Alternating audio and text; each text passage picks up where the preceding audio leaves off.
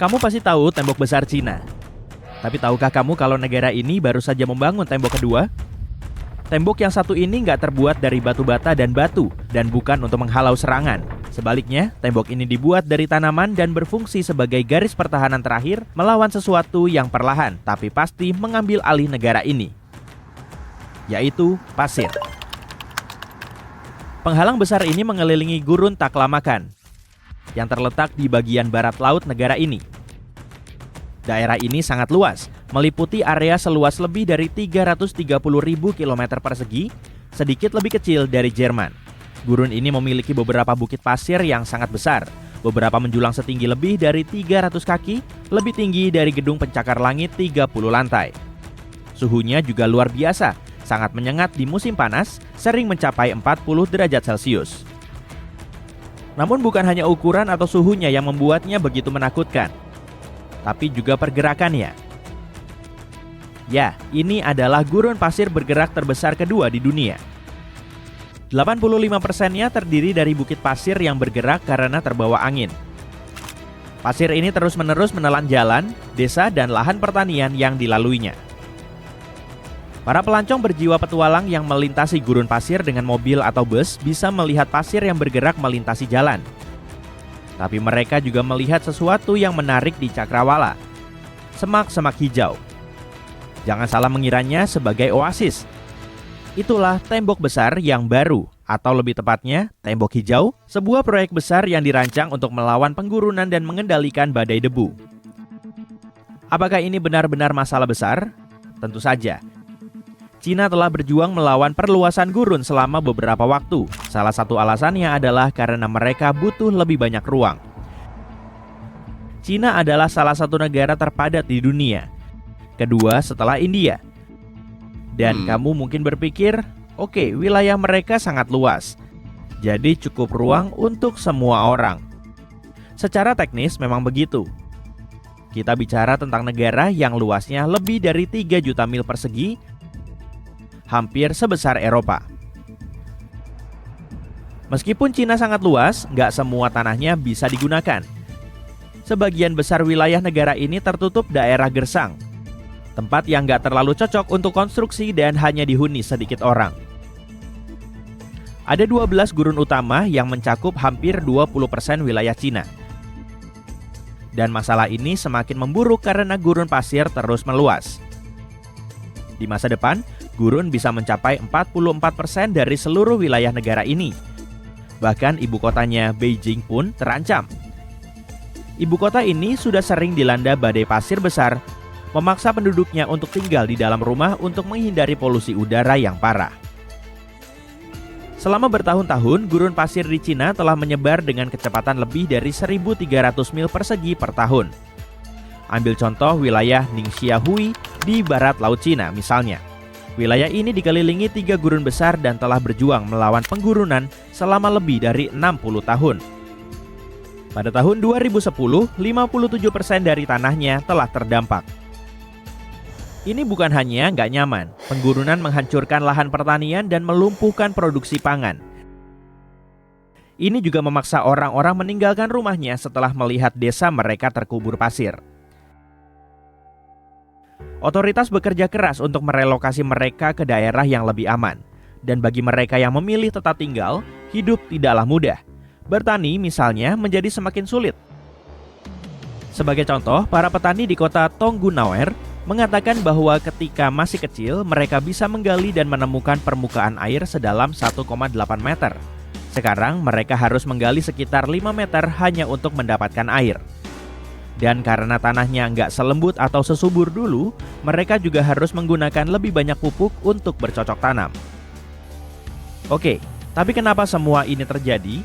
Gak hanya ada satu alasan utama dari penggurunan, melainkan kombinasi dari berbagai faktor. Khususnya di Cina, penelitian menunjukkan bahwa sekitar 20% dari penyebab adalah meningkatnya suhu planet. Ya, gurun memang lingkungan yang rentan terhadap kekeringan, tapi peningkatan panas membuat kekeringan yang terjadi lebih parah. Dan faktanya, hujan yang turun saat ini jauh lebih sedikit daripada setengah abad yang lalu. Jadi gangguan iklim ini terutama mempengaruhi bagian timur laut dan barat laut Cina. Tapi di daerah dekat Gurun Muus di Cina, bagian utara tengah, ada faktor lain yang membuat negara ini semakin gersang. Dan itu adalah kita, manusia. Persamaannya sederhana, semakin banyak orang, semakin banyak penggurunan. Antara tahun 1997 dan 2008, populasi Cina tumbuh hampir 100 juta orang. Dengan semakin banyaknya orang, mereka butuh lebih banyak makanan, ruang, dan sumber daya.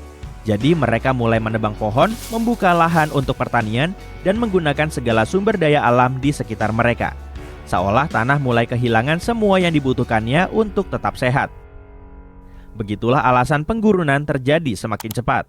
Nah, masalah penggurunan di Cina bisa memengaruhi kehidupanmu, bahkan jika kamu berada di belahan dunia lain.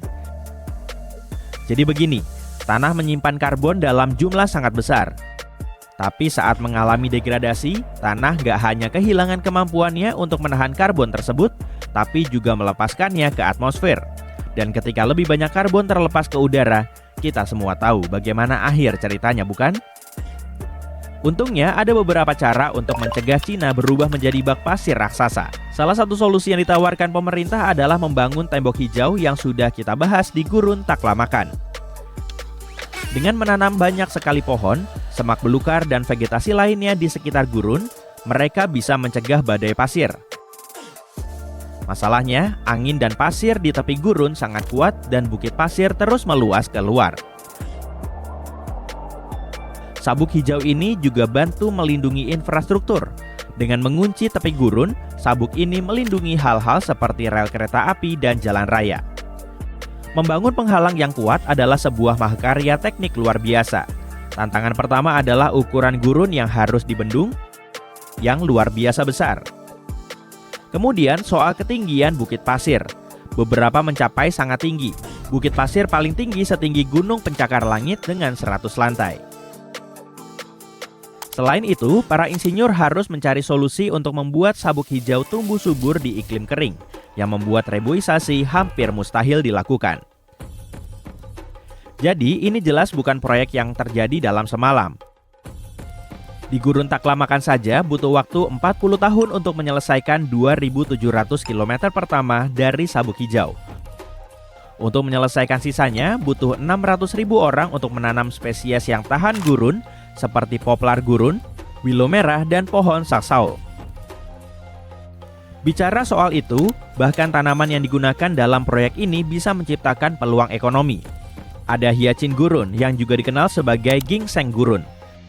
Tanaman ini sebenarnya tumbuh subur di lingkungan kering dan bisa dengan mudah dijual karena secara tradisional digunakan dalam makanan di Cina. Selain tanaman, mereka juga menyiapkan pangkalan tenaga surya di sekitar gurun pasir. Memasang panel surya di sana nggak hanya menghasilkan tenaga listrik, tapi juga bantu menjaga bukit pasir agar tidak bergerak. Penghalang buatan yang besar ini membentang sekitar 3.200 km di sekitar Gurun Taklamakan. Akhirnya selesai dibangun pada bulan November 2024. Dan sepertinya kerja keras para insinyur benar-benar terbayar.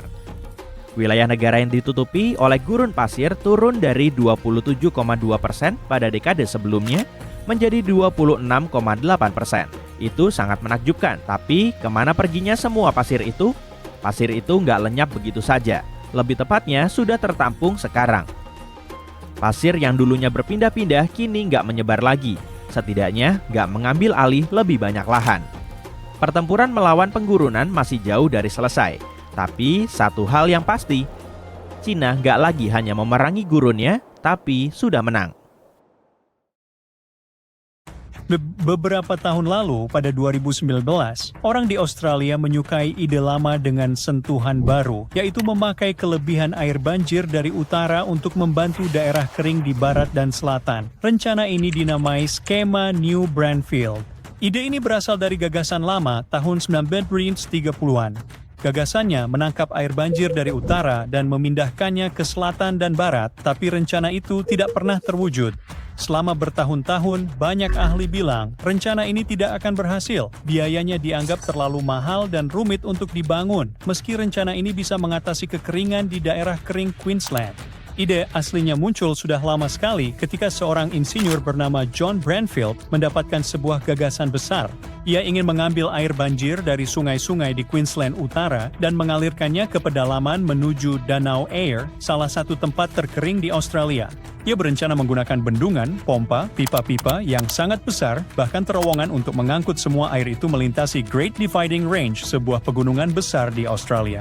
Bendungan terbesar akan dinamai Hell's Gate, dan Brandfield ingin bendungan itu 2 kali lebih tinggi dari rencana awal.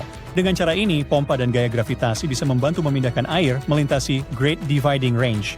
Air tersebut akan mengalir ke selatan, mengairi lahan pertanian di sekitar Huenden, mengubah cuaca, meningkatkan curah hujan, dan menjadikan tanah kering lahan hijau. Air akhirnya mencapai Danau Eyre, mengubah gurun menjadi kawasan subur. Dengan ini, Australia dapat menanam lebih banyak makanan, mengekspor ke negara lain, dan menciptakan lebih banyak lapangan kerja. Yana berharap daerah itu menjadi lumbung pangan negara. Selama-lama orang-orang membicarakan rencana itu. Mereka sangat menyukai gagasan tersebut. Mereka berpikir ide ini dapat mengubah cara bertani dan beberapa percaya alam sudah merencanakan tanah itu dipenuhi air. Sungai-sungai kering dan dasar danau menunggu untuk dimanfaatkan. Mereka bahkan mengatakan hujan turun di sisi pegunungan yang salah dan rencana Brandfield bisa memperbaikinya. Namun saat pihak berwenang meneliti ide ini, mereka menemukan masalah besar, terutama biaya yang terlalu tinggi. Selain itu, tidak cukup ilmuwan atau insinyur untuk melakukan penyelidikan menyeluruh. Tanahnya terlalu kering dan keras. Tidak ada yang yakin apakah ini benar-benar akan berhasil, seperti seberapa banyak air yang akan sampai ke sana. Selain itu, beberapa pengukuran Brandfield salah, terutama tinggi bendungan.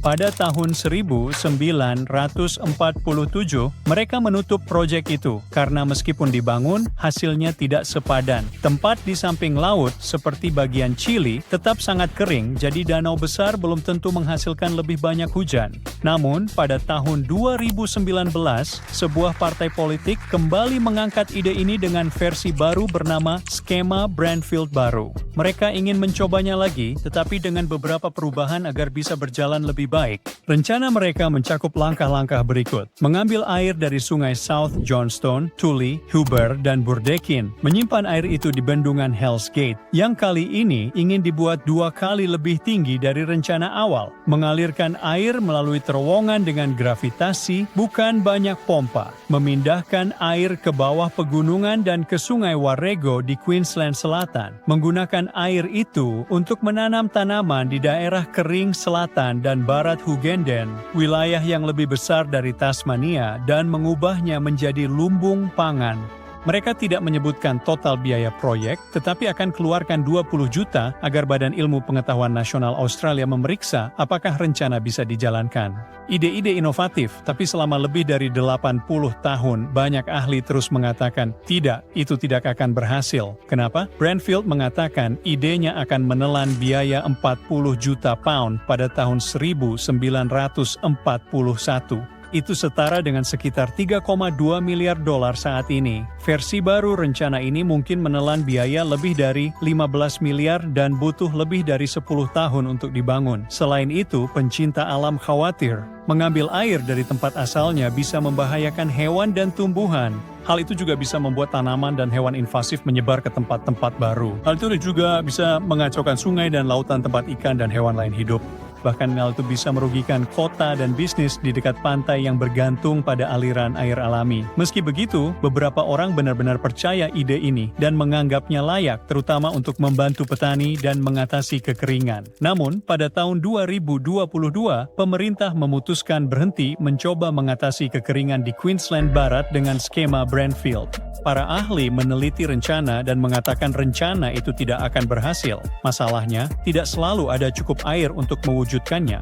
Ternyata biaya baru dari rencana tersebut akan melebihi 30 miliar dolar. Itu jumlah uang yang sangat besar. Dengan uang sebanyak itu, kamu bisa membeli jet pribadi, kapal pesiar, dan lainnya. Kemudian para ahli mengatakan kamu membutuhkan banyak air untuk membelanjakan uang sebanyak itu, tapi airnya memang tidak tersedia. Sekarang alih-alih satu proyek besar, mereka menyarankan membuat proyek air yang lebih kecil dan dekat ke tempat hujan dan air terjun. Proyek kecil ini disebut Mini Brandfield Grids, akan dibangun di 4 lokasi di pesisir Queensland. Jaringan kecil itu bisa berbagi air saat ada daerah yang mendapat lebih banyak atau lebih sedikit hujan. Ilmuwan lain juga meninjau rencana tersebut dan mereka setuju.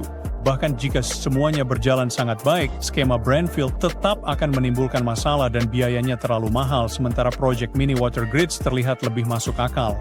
Mereka berpikir bahwa daerah kering di sebelah barat pegunungan akan lebih baik tanpa skema brownfield skala penuh. Ada cara yang lebih mudah dan murah untuk membantu daerah itu berkembang dan mendapat air. Jadi, rencana besar itu dibatalkan dan sekarang mereka mencari ide yang lebih cerdas dan kecil untuk mengatasi masalah air dan pertanian. Masalah ini cukup mendesak. Australia sangat kering, salah satu tempat terkering yang dihuni manusia. Ketika terjadi kekeringan, air menjadi sangat langka.